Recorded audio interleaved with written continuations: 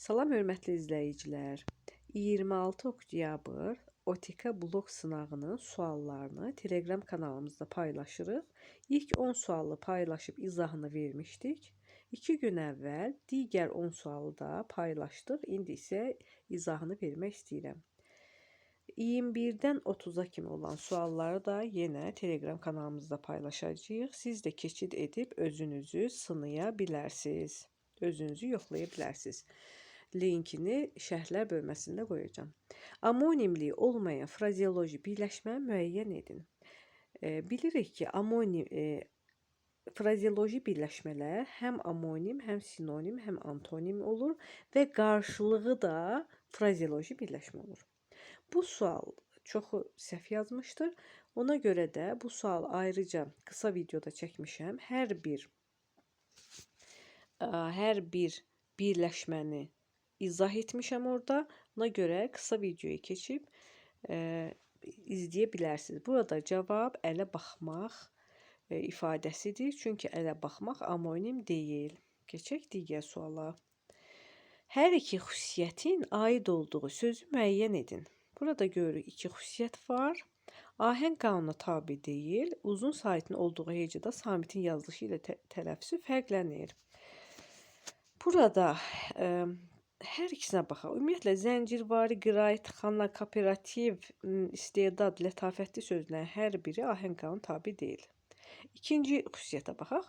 Uzun saitin olduğu hecadakı samitin yazılışı ilə tələffüzü fərqlənir.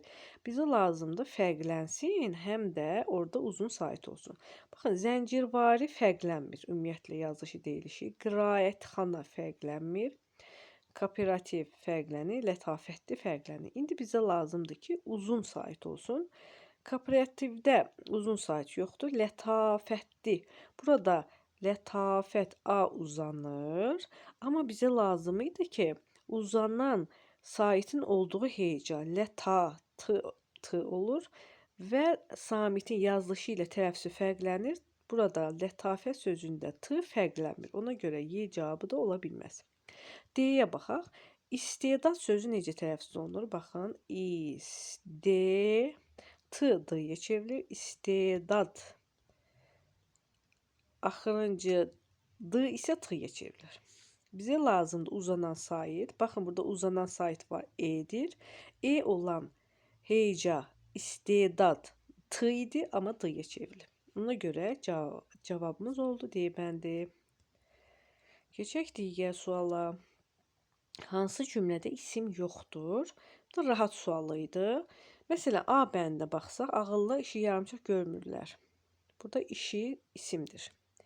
B bəndi, dövləti istedadlı şəxsiyyətlərin aldığı zəif şəxsiyyətlərin azlığı zəif salır. Dövlət, şəxsiyyət, azlıq. Bunlar hər biri isimdir. Oxuduğunu əməl etməyən alim, məşəl gəzdirən kora bənzər. Baxın, burada alim, məşəl isimdir. D bəndi, yalnız ağılsızlar hər kəsi tərifləyər və hər kəsi qınayar. Burada ağılsızlar sifət, hər kəsi əvəzlik, feil, əvəzlik, feil. Burada isim yoxdur. Yenə Y bəndinə baxaq. Dünyada isim, insanlar, çörək, forma, isimlər burada çoxdur. Deməli, cavabımız oldu. D bəndi. Bu asan sualı idi. Keçək digər suala. Hansı ismin sualı digərlərindən fərqlidir? Biz bu sualı YouTube postumuzda da paylaşmışdıq. Digərlərindən fərqlidir deyəndə ki, ismin sualları kimdən haradır? 4-ü eyni suala cavab verməlidir. Biri fərqli. İştirakçı kim? Ədəbiyyatşünas kim? Jurnalist kim? Məsləkdaş kim? Bir də var kapitalizm. Əgər bu kapitalizm sözünü kapitalist olsaydı, onda kim sualına cavab verə bilərdi. Amma kapitalizm nə sualına cavab verdiyi üçün oldu Y bəndi. 15-ci sual. Hansı cümlədə bütün isimlər konkretdir? Bu sualı da biz YouTube postumuzda yazmışdıq. Arzu və inam. Baxaq. Arzu və inam mücərrəddir. Gözəl düşüncə mücərrəddir. Ağıl mücərrəddir. İstək mücərrəddir. Vüsal traktoru məktəbin təzə binası ilə üzbəüz saxlamışdı. Burada mücərrəd olan isim yoxdur. Hər biri konkretdir. Buna görə cavab oldu Y bəndi. Bu da asan sualdır. Hər üç xüsusiyyətin aid olduğu sözü müəyyən edin. Burada üç xüsusiyyətin hər birinə baxılmalıdır. İki açıq sait fərqli tələffüz olunur. İki açıq sait fərqli tələffüz olunsun. Biz bir-bir baxaq. Qara dinməz. Burada üç açıq sait var. Heç biri fərqli tələffüz olunmur. Ona görə A-nı çıxaq. Oxşuyanlar. Baxın, oxşuyanlar. Burada A U-ya çevrilir. Başqa fərqli cəhət yox. İki açıq sait fərqli tələffüz olunmur. Oxşuyanlar. Bir dənə A U-ya çevrilir. Ona görə burada ikisi yoxdur. Politolog deyəndə politolog. O A-ya çevrilir. Amma iki açıq sait fərqli tələffüz olunmadı. Ona görə C-ni də çıxırıq. Monitoring deyəndə burada da O A-ya çevrilir. Lakin bir dənə sait fərqlənir. Bir sait. Amma bizdən nə soruşurdu? İki açıq sait.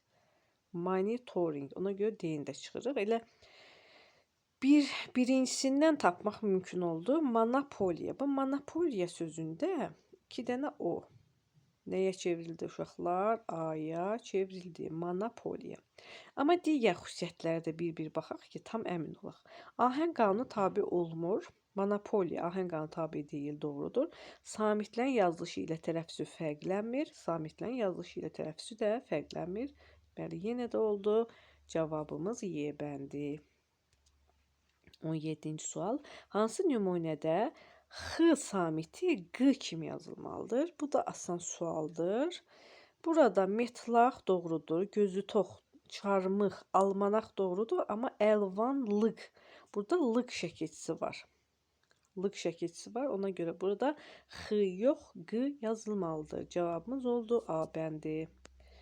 Keçək digər suala. 18. Tərkibində eyni cinsli cingiltili samit tələffüz edilən sözlər sırasını müəyyən edin. Bizə lazımdır eyni cinsli, yəni eyni samitdən iki dənə olsun. Yanaşı işlənsin. Əsaslanmaq. Baxın, burada iki dənə M olur. Əsaslanmaq deyəndə 2 M yanaşı gəldi.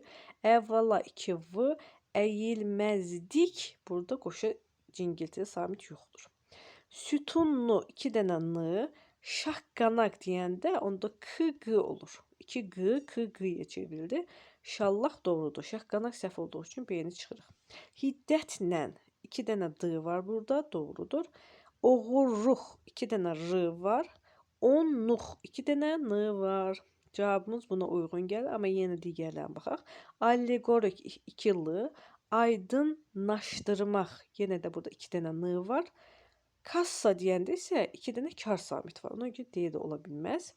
Saqqal, bayaq dedik ki, K kimi olur 2G. Ona görə bu cavabımız da çıxıldı. Yalnız burada samit uyğun gəldi. Passivdə kardır. Cavabımız oldu C bəndi. 19-cu sual. Tərkibində qarşılığı olmayan samitlərin yalnız ikisinin işləndiyi sözü müəyyən edin. Qarşılığı olmayan samitlər deyəndə uşaqlar, biz ancaq L-R yadımıza düşür, amma yadımıza salaq ki, H da əgər kar və cingiltili deyilmirsə, onda H da qarşılığı olmayan samit kimi yadımıza düşməlidir.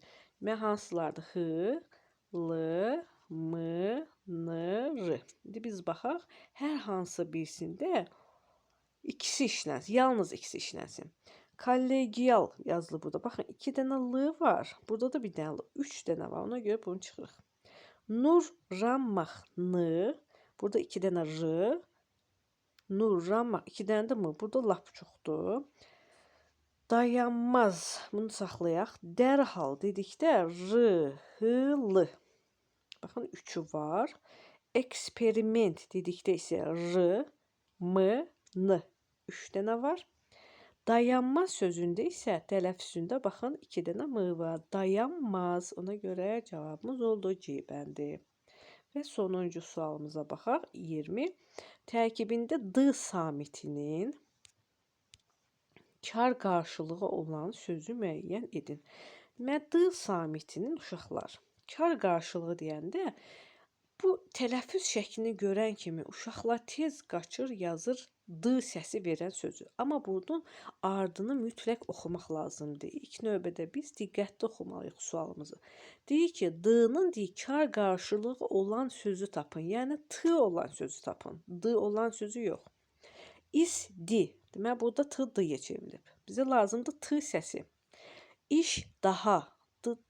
T D-yə çevrilib. İs-dək. Burada T D-yə çevrilib. İştirak T D-yə çevrilib. Amma imdad sözü necə tələffüz olunur? İmdad. Yəni sonuncusu T-yə çevrildi. Cavabımız oldu. Burada da B bəndi. İkinci 10 sualının izahını da verdik uşaqlar. Əgər faydalı oldusa, videonu bəyənib dostlarınızla paylaşmağı unutmayın. Tezliklə 3-cü 10 sualda həm izahı, həm də sualların özü Telegramda paylaşılacaq. Sağ olun.